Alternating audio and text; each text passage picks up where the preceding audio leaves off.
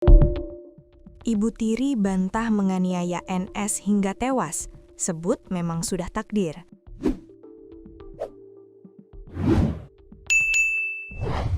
TR47 membantah telah menganiaya anak tirinya, NS 13, hingga sekujur tubuhnya penuh luka dan berakhir meninggal dunia. Sebelumnya, NS yang berasal Desa Bojongsari, Kecamatan Jampang Kulon, Kabupaten Sukabumi, tutup usia pada Kamis 19/2026 sore saat menjalani perawatan di rumah sakit. Ia datang dengan kondisi tubuh melepuh, penuh luka bakar, serta demam. Tak berselang lama, nyawanya tidak dapat diselamatkan. Pada detik-detik kematiannya, NS sempat menunjuk TR selaku pelaku yang telah membuatnya menderita. Mendengar tudingan tersebut, sang ibu tiri membantahnya mentah-mentah. Menurutnya, kematian NS adalah murni takdir yang tidak perlu dicari-cari kesalahannya. "Ini memang takdirnya anak saya sudah sampai di sini," ujar TR dengan nada emosional dikutip dari Tribun Jabar.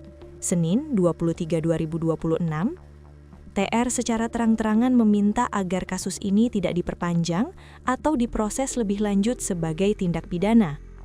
Jangan sampai ada yang merasa dirugikan, apalagi sampai ada yang menjadi korban pidana ini itu.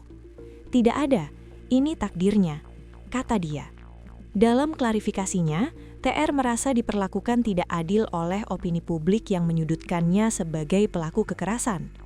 TR mengaku telah merawat korban sejak kelas 3 SD dan merasa sangat terpukul dengan kematian anaknya.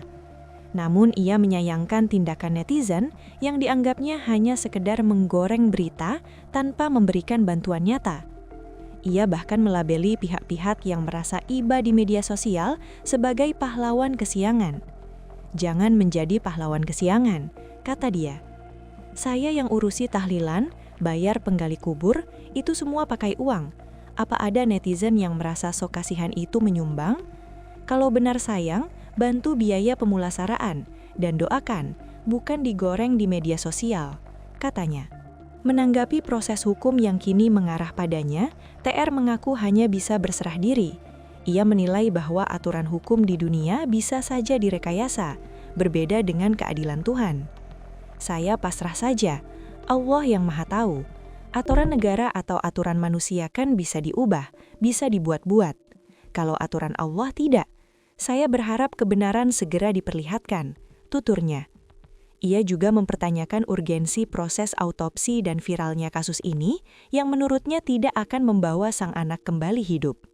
"Toh anak saya sudah hilang, sudah tidak ada. Apa dengan diautopsi atau diviralkan ada keuntungan buat saya?" tambahnya.